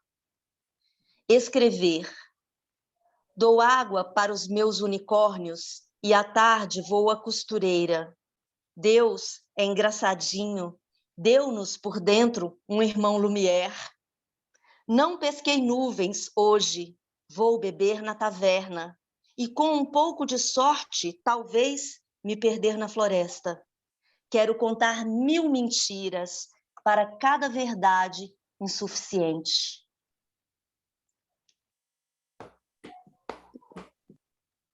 Mais um, Adriane. Mais um, então vamos lá. Deixa eu ler esse aqui, então. Assistir a ressurreições. A vida exige os enterros de antes. É terra, sim, o que nos penetra narinas e boca. O peso destes 7 palmos comprime-nos as coxas, nada de andar como antes. E é bizarro, mas existem mesmo os que se levantam e, depois de muito choro, dançam cheios de barro. Obrigado, Jussara. Então, obrigado, Adriana. Fale do seu processo e fale 3 poemas para a gente. Processo. Tem a gente, quando fala em processo e os poetas começam a falar seus processos, como a Adriane falou agora, em algum momento a gente se identifica, né, também. Eu tenho um processo muito contínuo, né, assim, mental. Ao mesmo tempo que eu acho esquisitíssimo, mas isso me... Assim, eu nunca esqueço que eu estou escrevendo, mesmo quando eu não estou escrevendo. Então, isso é uma espécie de motor, né, interior que gira, não é, o tempo inteiro na minha cabeça. Então, mesmo quando eu não estou exatamente, né, escrevendo, eu estou trabalhando com a minha escrita, não é, porque eu estou processando coisas que eu vejo, coisas que eu lembro. Eu trabalho muito com a memória, não é, Adriane, todas aí. Eu trabalho muito com a memória, então, assim, algo que eu acho que o que acaba é que o que me estimula, o que me perturba, o que me instiga, é o que fica mais à frente, né, desse pensar contínuo, né? Então, eu fico pensando, vamos supor, tal história aconteceu lá na minha família, me contaram que não sei quem há 100 anos, não sei o quê. Eu preciso escrever sobre isso. E aí aquilo começa a funcionar naturalmente na minha cabeça, como se fosse um arquivo que vai se organizando, né, de palavras, de ideias, com muita força, né? Porque aí, não, isso aqui sim, não. Ficou toda uma discussão assim, meio maluca, né? Meio autista, meio eu comigo mesma, falando comigo mesma. Não, mas isso aqui não, mas isso aqui sim. Porque isso, porque disseram aquilo, porque... aí eu saio na rua e alguém fala um negócio, não sei o quê. Olha, isso aí tem a ver com aquilo e tal. Então, são umas sinapses, né, que vão se organizando de uma maneira muito... tem uma coisa que flui, não é? E isso eu descobri ao longo do tempo que eu estou escrevendo, que depende muito exatamente daquela vontade, daquele desejo de escrever que não cesse. Isso depende muito de mim, né? Do meu foco, do interesse. Então, o meu foco sempre está voltado para um processo de escrita, e isso é algo que eu fico buscando o tempo inteiro me alimentar disso, né? Então, agora, quando eu sento para escrever, aí já é outro momento. Já é um momento, 2, que eu vou tentar organizar isso, né, de uma maneira legível para que eu me entenda dentro dos processos de linguagem, né, aí há uma depuração da linguagem. Ela sai do estado bruto, inconsciente, mental, não é, para um outro estado de organização da palavra, da língua que eu estou escrevendo, né, a gente escreve em português, né? E aí vem um momento mais meio caótico também, não é, que é realmente de encontrar palavras que aquelas palavras que vêm, né, num fluxo mental, elas vêm muito belas, mas às vezes elas não funcionam. Quando você vai de fato fazer o poema, você fala: nossa, eu tinha pensado nisso, mas qual é a palavra que vai dar conta dessa ideia aqui e tal? E aí eu fico buscando a esse momento mais, assim, uma coisa mais de fator de organização. O momento seguinte já é um momento mais que volta, né, para um processo de organizar o que está sendo organizado e tal, que é o de pensar dentro daquele processo histórico que chama-se literatura, poesia. Eu estou organizando isso como um poema, aí eu já encaixo naquele trem, naquele trilho, né, da poesia, que é: eu não vou escrever uma prosa, eu não tô aqui, eu estou fazendo poesia. E isso também não é muito lógico, mas tem muita lógica aí também, porque a gente escreve poesia porque a poesia é a poesia, e não é outra coisa que não seja a poesia, não é? Essa estranheza. E aí você liga aquele botãozinho: isto é poesia. E a última fase é a mais, eu acho a mais, sei lá o quê, que é: eu vou publicar esse negócio. Agora vem aquele monte de pessoas mentais extremamente rigorosas, né? Não tá bom, tá bom. Eu gosto disso, não, eu não gosto. Aí você fica o dia inteiro escrevendo, de noite você vai lá e pimba, destrói tudo e vai tudo para o lixo, volta, tal, tal, tal. É um momento crítico, né, do processo, que é um momento eu acho um momento mais, sinceramente, mais trabalhoso, porque é aí que você se dá conta que aquilo vai ter que terminar. Essa coisa, esse processo delicioso que começa, né, na memória, você vai ter que fechar isso aqui, né? E a hora de fechar, a hora da despedida, né, das coisas, aí vem: não vou fechar isso aqui sendo assim tão feio, tão isso, tão aquilo, tão... Aí o juízo de valor tal é bem confuso. A revisão final, claro que é aquela revisão que aí é pauleira, né? Tipo, você já está com o editor, você já está sabendo que aquilo vai virar um livro que tem que ter uma revisão e tal, aí volta aquele olhar técnico. Eu tenho uma coisa muito engraçada: eu começo o livro pelo título. Que às vezes as pessoas falam: o título é a última coisa. Não, para mim o título tem que aparecer, porque é dentro do título que está tudo. Ele puxa o fio dos poemas. Exatamente. E a partir do título eu tenho que abrir os capítulos do livro, que é outro sistema de organização. Eu sou designer, né? Então a coisa tem que vir como um projeto realmente, todo bem organizado, né? Para que eu consiga me achar dentro desse caos mental, que a cabeça da gente é um caos, né? Pelo menos do poeta, não pode ser a cabeça de um burocrata, né? Já pensou o poeta burocrata? Meu Deus, né? Esquece. Então, assim, a maneira que eu achei de me organizar sem me burocratizar é essa: achar um título, abrir os capítulos. E que foi quando eu me surpreendi, porque no meu doutorado era exatamente o processo acadêmico, o resumo, né, o abstract, tudo aquilo. Eu sigo essas etapas, assim, um pouco.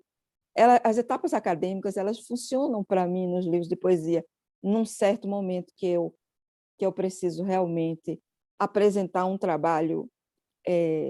Para saída, porque se deixar a gente fica no caos, né? Então tem que ter ferramentas para ir convergindo o caos numa coisa materialmente apresentável, né? Acho que é isso. E é complicado Exatamente. mesmo. É complicado mesmo.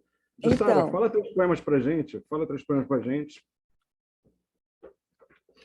olha, eu queria exatamente falar.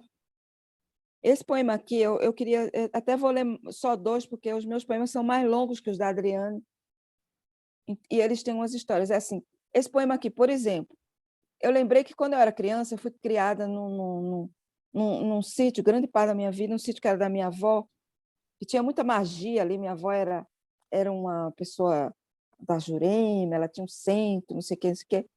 E essas coisas me encantam muito. E meu avô, quando meu avô morreu, eu era pequena, e eu ia passar dias na casa da minha avó, e diziam que ele se balançava na cadeira. Tinha uma cadeira na sala, uma casa muito antiga, e à noite elas fechavam as portas, morava só minha avó e minha tia. Eram mulheres num sítio, 2 mulheres tocando aquele sítio. E elas fechavam aquelas portas assim antigas e diziam que a cadeira, meu avô vinha se balançar na cadeira. Chamava Antônio. Então esse poema aqui chama-se As Noites, Bababá Antônio, o Encantado. Um vento bateu às portas, era-me negro que vinha de Luanda. Um vento doce assoprou o ladrilho, era-me negro desfiando seus ais. Um vento negro, um vento perfumado, um vento defumado. Eram as ervas ardendo no oratório que o vento lamentou, que o vento cantou. Era-me negro, macerando óleo. Eram-me negras, eram-me, eu era, a errática sombra de verão, recortada sobre a parede, pátinas rubras marcadas, quando um vento aveludado abriu a mão.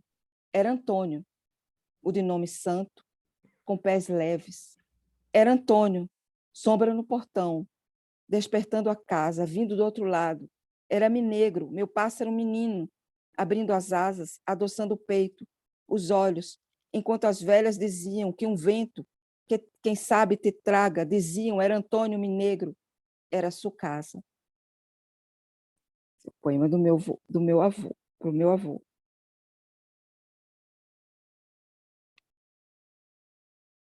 Agora eu quero ler esse aqui. As noites, longas para tecer os dias, longos para destecer as noites, debruçada sobre a janela, o mar lhe envia sons, o mar lhe abriga água, grande mar, grande mãe ancestral. Diante da régua do tempo, o mar não cansa.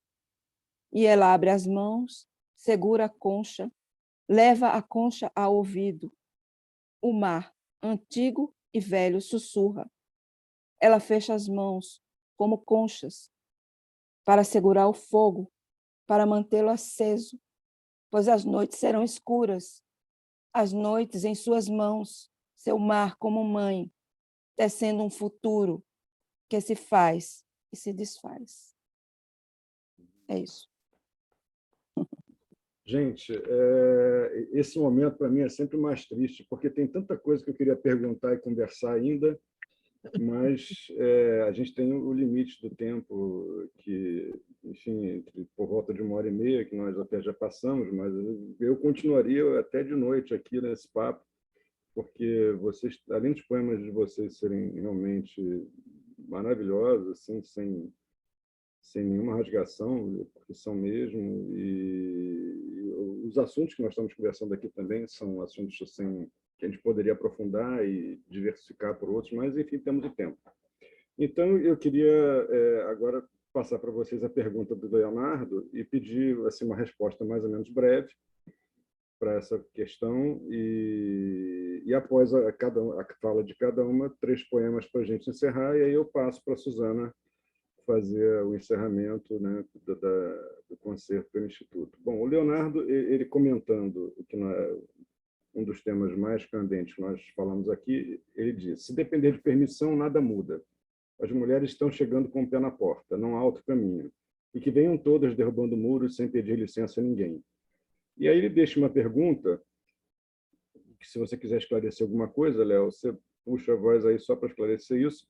Ele diz o seguinte: poesia é coisa de confraria? Eu imagino que ele tenha feito pontuado essa questão na pergunta por conta da necessidade de união, né, de estabelecer linhas de pressão para que as mudanças ocorram, né? Ô, Quer Nuno, falar, Léo? sim, na verdade, boa tarde a todo mundo, parabéns às poetas maravilhosas que eu ouvi hoje à tarde.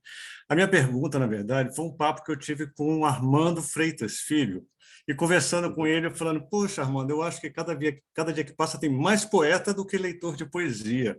Você acha que a poesia está acabando, que a poesia é coisa de confraria? E ele respondeu assim: nós somos parte da confraria dos ferozes. Achei lindo isso. A minha pergunta é essa para vocês. Não tem a ver com não tem Não, relação com o que você colocou antes, são não, questões tem a ver independentes. com isso. O que vocês acham que realmente tem mais poeta do que leitor de poesia?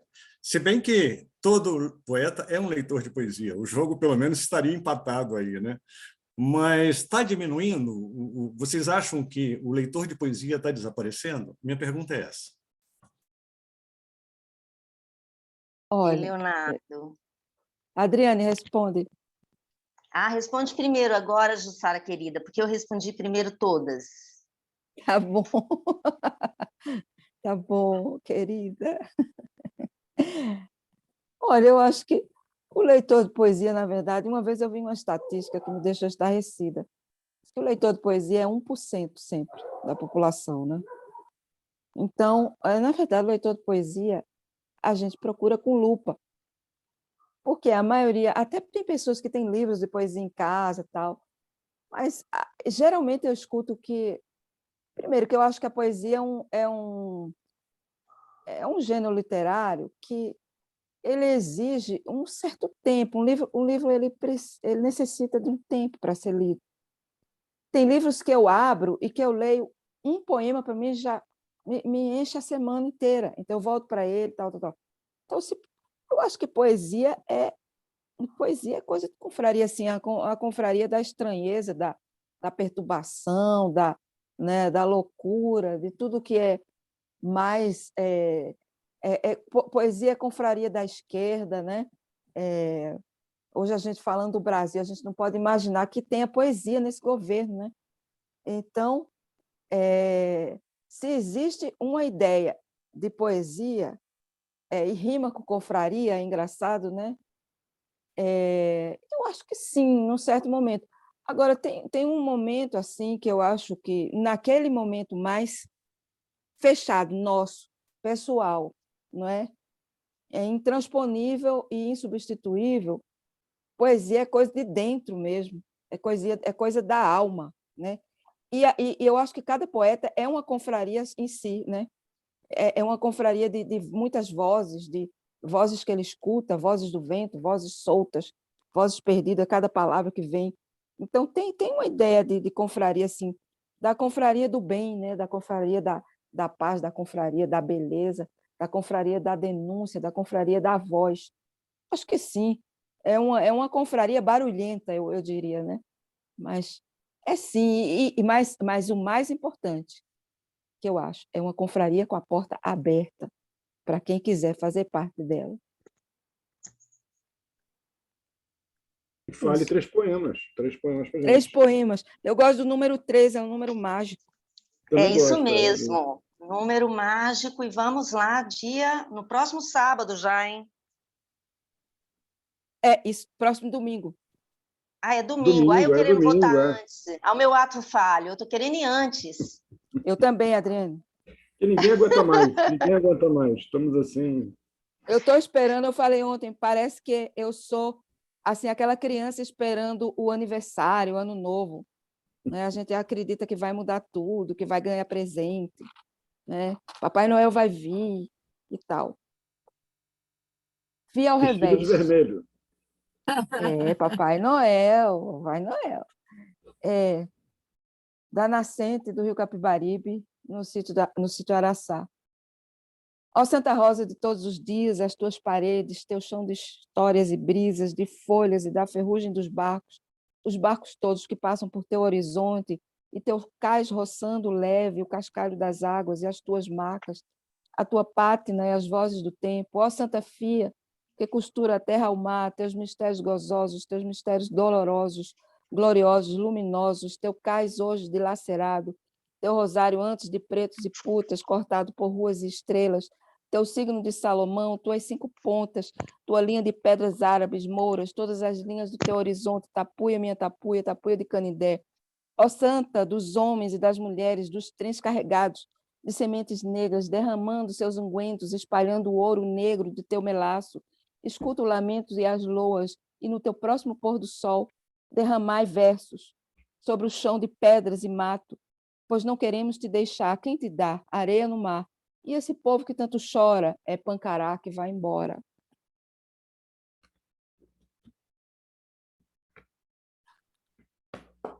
Eu queria lençóis brancos, vindos do algodão, que brilha ao sol de junho.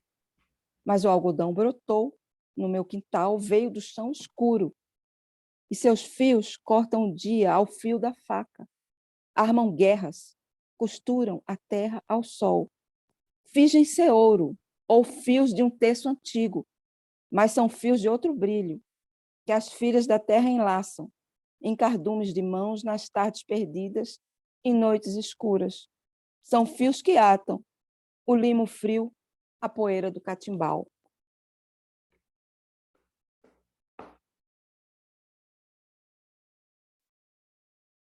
Quitéria Martins foi minha tia. Ela tinha um tipo de autismo e ela era uma pessoa muito interessante, que eu amava muito. Muito silenciosa, uma sertaneja, não é? Que viveu a vida ali, entre as minhas tias, cuidando da minha avó. Eu fiz esse poema para a Quitéria. Quitéria Martins tinha 2 vestidos que Esmeraldina lhe deu de presente. Ela, Quitéria Martins, dobrava os vestidos na pequena gaveta, depois acocorava no batente para fumar o cigarro, que enrolava delicadamente. Quitéria Martins não sorria, Quitéria Martins não chorava, dobrava os 2 vestidos delicadamente, os aprisionava na pequena gaveta para que não fugissem. É isso. Obrigado, Jussara. Obrigado. Adriane, então? É a pergunta do Leonardo, né? Da confraria. Poesia, coisa de confraria. Eu achei a resposta da Jussara absolutamente completa. Assim, eu assino embaixo e só acrescentaria que eu acho que também a confraria dos poetas é cada vez mais a confraria dos profetas. Poeta tem me parecido cada vez mais profeta, sabe? No sentido de que é um baderneiro que fica em cima de uma pedra no meio da rua, ou dizendo que o mundo é e ninguém mais está vendo, ou anunciando o fim do mundo se a situação continuar de tal maneira. Eu acho essas figuras muito parecidas no que elas têm de anormais dentro de uma normalidade que parece que não está vendo que as coisas ou estão ali para ser vistas ou precisam ser modificadas, né? E quanto a ter mais leitores de poesia do que mais poetas do que leitores de poesia, também eu não acho que dá empate, porque eu não acho que todo mundo que se diz poeta lê. Eu acho que tem muita gente hoje que se arvora a dizer que escreve poesia, mas na verdade não lê poesia, o que eu acho bem grave assim do ponto de vista da linguagem, né, da forma. Apesar de também pensar que poeta tem a ver com o modo de ver, né? Não tem a ver necessariamente com o modo de escrever, tem a ver com o modo de ver o mundo. Poeta é, então, da confraria dos inclassificáveis. É isso. Poema? 3 poemas. Então, vamos lá. Vou ler do livro novo, mais recente, que eu estive no fim do mundo e me lembrei de você, já que eu falei dos profetas. O fim do mundo. Os vulcões entram em erupção a qualquer momento e fazem de cidades inteiras um museu de estátuas. Bocas de horror anunciam que viram um anjo de fogo. As tempestades rompem os telhados de amianto e as pedras que seguram as telhas ferem a cabeça da mãe. As vizinhas acodem com água e o chão fica vermelho. Os vírus atacam os rins, o fígado, o pulmão, a medula, o diabo. Filhos morrem, irmãos morrem, pais são atropelados por trens de ferro, mulheres voltando do trabalho são estupradas enquanto rezam a Ave Maria. Crianças nascem com síndromes inexplicáveis, aviões caem, barcos afundam, nações declaram guerra e você vai e mata e morre. Outro dia foi em uma igreja, uma bomba, 8 mortos e 32 feridos. Ordens de despejo, famílias nas ruas, agências bancárias abrem às 10. Na praia, onde construíram um porto, tubarões arrancam pernas. Meninos adolescentes entram em creches atirando. Da polícia, nem falo da polícia. Olhai os lírios do campo de concentração, dos campos de refugiados. Tudo que é fascismo agora vem com o prefixo neo. Não sei se Deus existe. E se não existe, eu falo muito sozinha. Quando ninguém está vendo, sinta a existência das coisas invisíveis, calor, frio e vento. Absorva a luz, sintetize dentro. O contínuo de respirar, ouça, entre no lugar de onde ele vem. E se pisar descalço o chão, veja, entre o pé e o chão, a sensação é invisível. Feche os olhos, ouça o som, sinta o cheiro, a saliva na língua, senti-la é invisível. A bola azul de Yuri Gagarin. Que tudo tenha fim, menos a bola de Yuri Gagarin. Não é plana, como dizem os quadrados. Bola oval, safira azul, com alguma terra incrustada. Nave e casa, onde nos ferimos, como quem proclama que não merece a joia do universo refletida na pupila azul de Gagarin. Através da janela, eu vejo a terra, o chão é claramente identificável, eu vejo rios e as dobras do terreno, tudo é tão claro. Maravilha. Muito obrigada. Poxa, olha, obrigado a vocês. Muito bom ter você, Adriana, e você, Jussara, trazendo a poesia de vocês aqui para o nosso conhecimento, para o nosso aprofundamento e a conversa também. Enfim, eu só lamento que o tempo tenha passado tão rápido. Eu queria ter falado muito mais coisas e ouvido muito mais poemas. Então, muito obrigado a vocês. E, então, Suzana, passo para você as palavras de encerramento. Tá? Isso aí, gente. Ouvindo vocês, assim, eu lembrei de algumas coisas com relação à poesia de mulheres, né? Que eu sou um pouco mais antiga, né? Em certo sentido, né?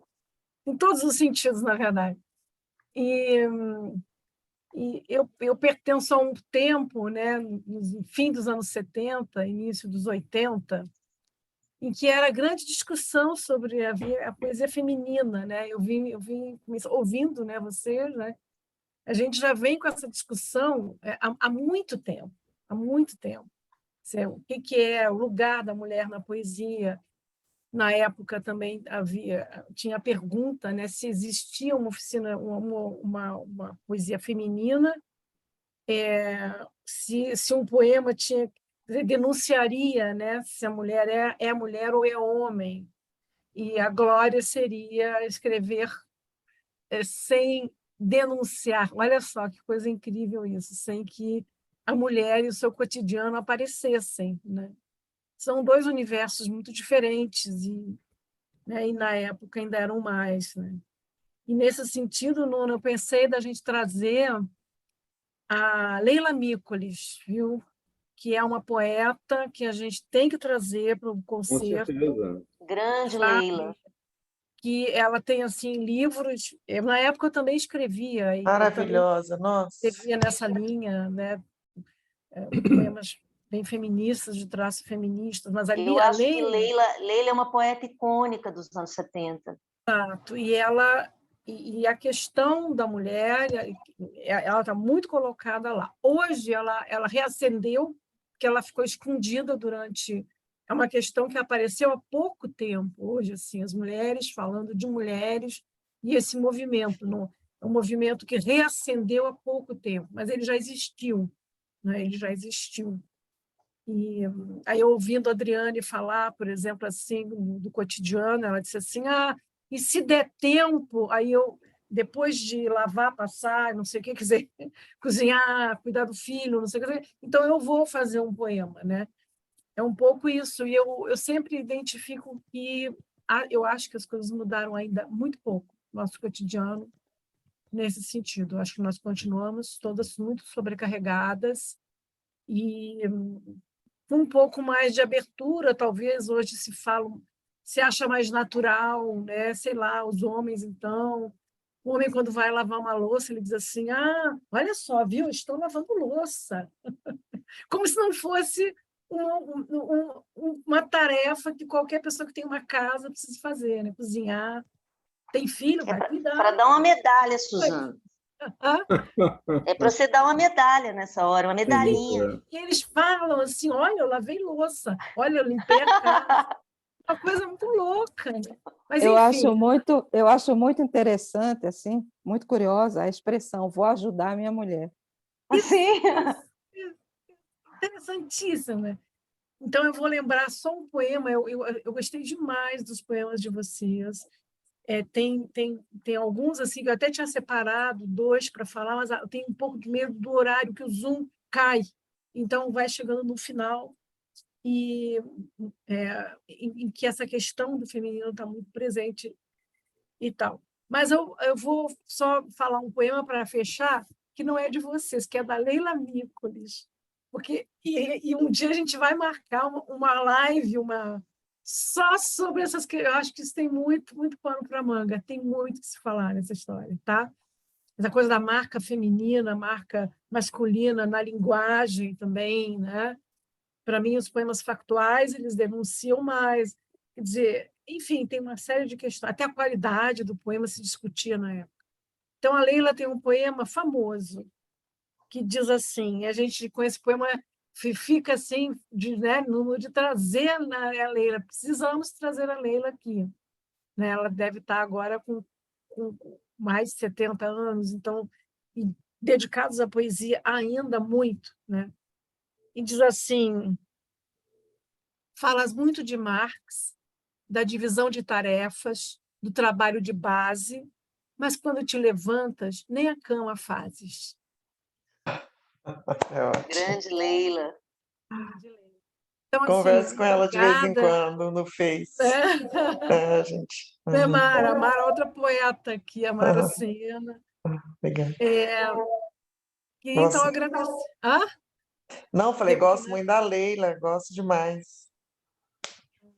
Então, assim, agradecer a vocês a vinda, convidar para a gente um dia fazer assim uma fala, né, com várias poetas, né, também cada uma falando sobre essa questão. Acho que vai ficar bem bacana. E é interessante uma live específica para isso do IEL, né? Eu podia convidar a Adriane, Jussara, né, Leila, e tirar o Nuno de cena, né? Só o Nuno sai de cena, que não tem nada para falar. A mulherada fica aqui, ficava ouvindo, né? às vezes com vontade de falar, mas Isso. assim, a gente tem um combinado assim, de deixar fluir a poesia, principalmente, né, a poesia dos poetas do concerto, né? Então, é isso que a gente privilegia aqui. Queria, então, agradecer a presença de todos, tá? Muito poeta na plateia. Tem aqui o Alexandre Brandão, que está na rua, disse que foi levar o cachorro para passear, mas que a conversa estava tão boa que ele levou o cachorro para passear ouvindo o concerto. Né? Tem a Lila Maia, a Mara, o Felipe, a Vitória, a Lúcia, todo mundo, né? Assim, né? A Maria Alice Braga aqui, olha a Lila Maia ali, outra poeta, né? Obrigada, gente. Um bom sábado e vamos começar a pensar nessa questão de fazer essa mesa aí com as mulheres. Tá? Obrigada a todas, Beijo para todos. todos aí. Um beijo aí. Um beijo, Obrigado. obrigada. Obrigado demais. Obrigada. Obrigada, tchau. Beijo para todos. E todas. Beijo.